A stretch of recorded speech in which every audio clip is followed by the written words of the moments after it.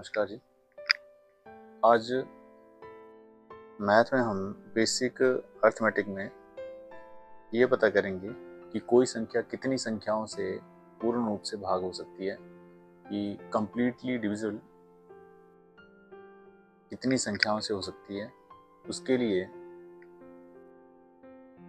इसमें मैंने मेथड बताया सबसे पहले कि मान लीजिए कि संख्या x है, नंबर भी x, देन आपको x के फैक्टर बनाने हैं और वो फैक्टर जो प्राइम फैक्टराइजेशन होती है पता आपको, जैसे 2, 3, 5, 7, 11, 13, ठीक है, जो अभाज्य संख्याएं होती हैं उन्हीं की टर्म्स में फैक्टर आते हैं और वो कितनी बार रिपीट हो रहे हैं वो पावर लिख दी है मैंने, एन, एम, पी और क्यू, इसी तरह से कुछ भी आ सकता है।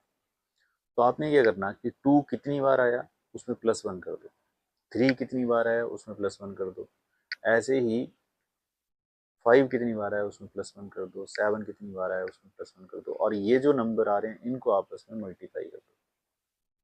ये जो मल्टीप्लाई करके आपके पास रिजल्ट आएगा यही वो उत्तर होगा कि वो दी गई संख्या कितनी संख्याओं से भाग होती है। ठीक है, अब इसके लिए एग्जाम्पल दिख रहा है आपको साथ में कि मैंने लिखा है क्वेश्चन कि 96 कुल कितनी संख्याओं से पूर्णतः भाग होता है, कि how many numbers can completely divide 96।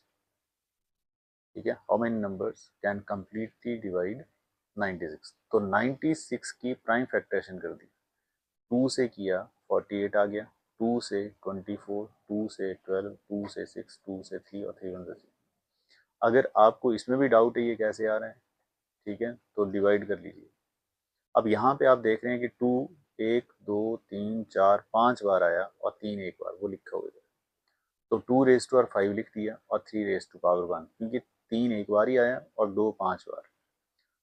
जो 2 की पावर है 5 और 3 की पावर है 1, इसमें +1 कर दिया और इनको मल्टीप्लाई किया, 5 + 1 6, 1 + 1 2 और 6 × 2 हो गया 12। तो ये आंसर है। इसका मतलब 96 कुल 12 नंबर से कम्प्लीटली डिवाइड हो सकता है। और वो कौन से नंबर हैं, वो ये नंबर हैं। तो ऐसे काउंट करना टफ है, इस तरह से इजी रहेगा। एक और क्वेश्चन लिखा है, सेकंड क्वेश्चन देखिए कि 156 कुल कितनी संख्याओं से पूर्णतः भाग होता है, कि how many numbers can completely divide 156। तो 156 की प्राइम फैक्टरेशन की, 2 से डिवाइड किया 78 आ गया, 2 से किया 39 आ गया, फिर 3 से किया 13 आ गया, तो 13। इसका मतलब 156 के फैक्टर हुए 2 × 2 × 3 × 13। तो 2 2 टाइम, 3 1 टाइम, 13 1 टाइम। तो ये जो 2 था उसमें +1 कर दिया, इस 1 में +1 कर दिया, इस 1 में +1 कर दिया, तो ये 3 × 2 × 2 और फिर से आंसर आ गया 12। तो 156 भी टोटल 12 नंबर से कंप्लीटली डिवाइड हुआ।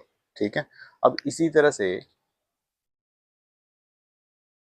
आगे हमारे पास क्वेश्चन है कि 2431 कुल कितनी संख्याओं से पूर्णतः भाग होता है, कि how many numbers can completely divide 2431।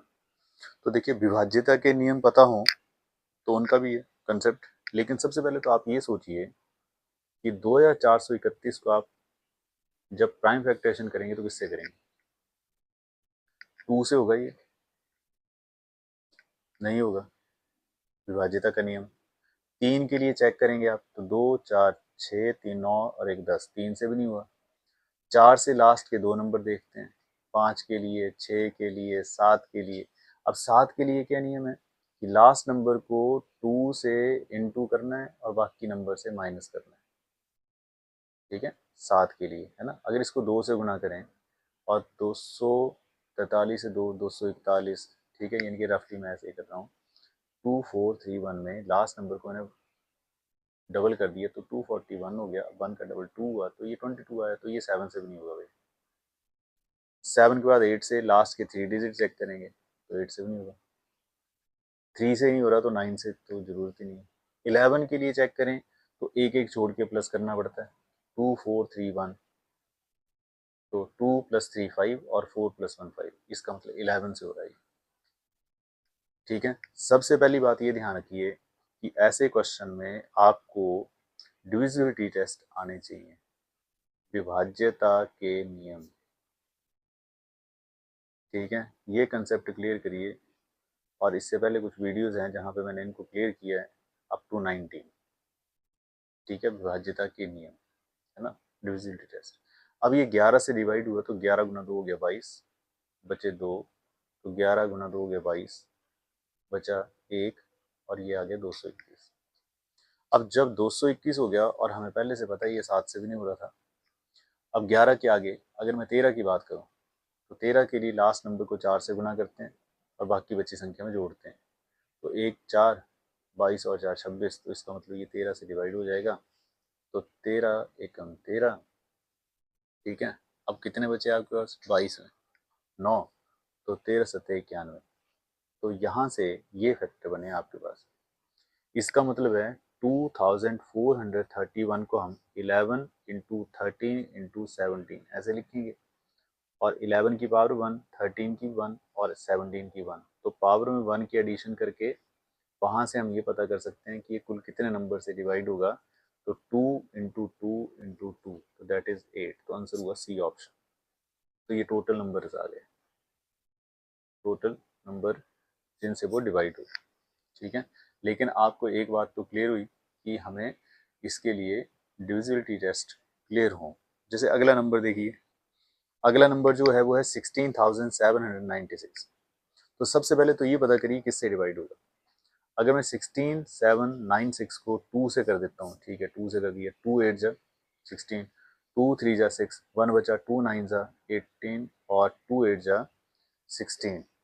ठीक है, यहाँ तक ये 2 से हुआ, 2 से हुआ, और उसके बाद फिर 2 से करेंगे तो 2 4 जा 8, 2 1 जा 2, 2 9 और 2 9 जा, यहाँ तक हो गया ये। अब इसके बाद जब ये 2 से हो गया, अब 3 से चेक करिए 3 से होगा कि नहीं होगा। तो 3 के लिए 9 9 18, 1 19 और 4 23, तो 3 से नहीं होगा ये। अब अगली बात आई, 5 से जरूरत नहीं चेक करने को, कोई फायदा नहीं, यहाँ से 5 से भी नहीं होगा, 6 से भी नहीं होगा क्योंकि 3 से नहीं हो रहा है, 7 से डाउट है हमें। तो 4 1 9 9 में 9 का डबल हो गया 18, 18 अगर मैं माइनस करता हूँ तो मेरे पास बचता है 401, 1 का डबल हुआ 2, और 2 घटाता हूँ तो 38, तो ये भाई 7 से भी नहीं होगा। 7 के बाद बात आ गई 11 की, तो 4 और 9 13, और 9 और 1 10, 13 में से, तो ये 11 से। 13 की बात करें तो 4 1 9 9 में 9 चौके 36, और 36 को प्लस करेंगे तो ये 5 3 4 5 और 4 5 चौके 20, और 20 प्लस की तो 65, तो 13 से हो जाएगा ये। ठीक है, तो 13 से डिवाइड हो रहा है ये। अब 13 से डिवाइड करेंगे तो 13 3 जा 39, बच गए 2 29, 13 2 जा 26, बच गए 3, 13 3 जा, अब 323 हो गया भाई। अब 323 किससे डिवाइड होगा? ठीक है, अगर 13 से चेक करना फिर से, तो 323 को 3 इंटू 4 12, और प्लस करेंगे तो ये बना मेरे पास 44, नहीं होगा ये 13 से। तो अब हम अगर इसको 17 के लिए चेक करें तो 323 में 3 इंटू 5 हुआ 15, और 15 माइनस कर दें तो ये बचता है 17।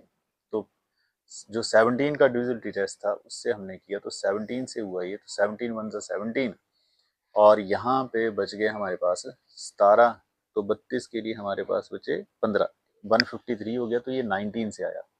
इसका मतलब है कि ये जो नंबर आपको गिवन है इसके फैक्टर बन रहे हैं 2 raise to power 2, 13 raise to power 1, 17 raise to power 1 and 19 raise to power 1। तो हमारा जो आंसर है वो हो गया 2 plus 1 into 1 plus 1 into 1 plus 1 into 1 plus 1, जो भी पावर है उसमें 1 की एडिशन कर रहे हैं हम। ठीक है, तो 3 इंटू 2 इंटू 2 इंटू 2, तो ये हो गया 6 दूनी 12 और ये 24, तो आंसर इसका ए ऑप्शन आ गया 24। इसी तरह से आपने क्वेश्चन नंबर 3 जो है उसको करना है, लेकिन एक बात क्लियर करिए कि इसमें आपको विभाज्यता के नियम पता होने चाहिए। ठीक है, और उसमें भी एक बात ध्यान रखिए कि विभाज्यता के नियम इंपॉर्टेंट कौन से हैं। तो आपको प्राइम नंबर पता हो, ठीक है, कि प्राइम नंबर्स क्या हैं, अभाज्य संख्याएं कौन सी हैं, अभाज्य संख्याएं कौन सी, तो 100 तक 25 अभाज्य संख्याएं होती हैं, यानी कि ऐसे नंबर जो सिर्फ एक से और खुद से ही पूरी तरह भाग होते हैं। 2 3 5 7 11 13 17 19 23 29, ठीक है, 31 37 41, 43, 47, 53, 59, 61, 67, 71, 73, 79, 83, 89 और लास्ट 197। टोटल 25 है ये 100 तक। काउंट कर लेते हैं, 1 2 3 4 5 6 7 8 9 10 11 12 13 14 15 16 17 18 19 20 21 22 23 24 25। तो देखिए यहाँ पर ज़्यादातर मैथ में, ठीक है, वैसे तो बहुत कुछ ज़रूरतें हैं, लेकिन अगर आप 19 तक भी कर लेते हैं तो बहुत है, ठीक है ना। इतना उसके आगे भी करने चाहिए, 37 की जरूरत पड़ती है कई बार, ठीक है, लेकिन 19 तक। धन्यवाद।